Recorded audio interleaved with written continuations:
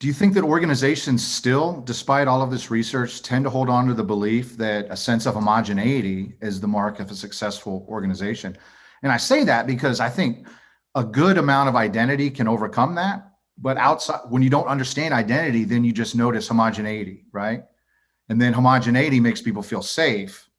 And so that could be a possible, friction point that keeps people from overcoming that.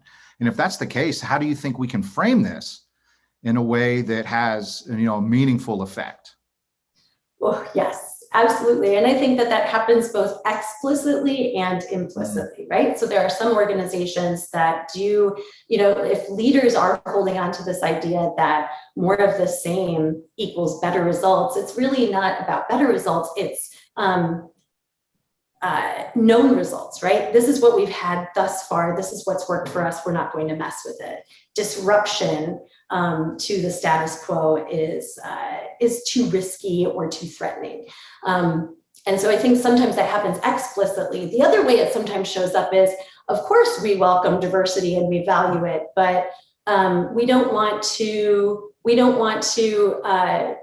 subjugate or compromise quality for the sake of diversity. And I think that that argument is a false narrative, but that can sometimes be presented as a way to hold on to the existing structure. And then implicitly, I mean, this is human nature. All of us, just as human beings, are hardwired to gravitate toward people who are like us in some way, look like us, think like us, talk like us. And so that drives our decisions. It frames our social networks and who we perceive as credible, who we tend to trust, who we tend to look for when we're hiring, what skill sets, what communication,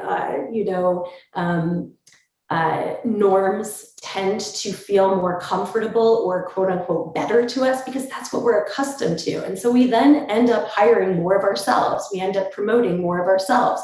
And whether that is based on race or ethnicity or gender or age, we all do it.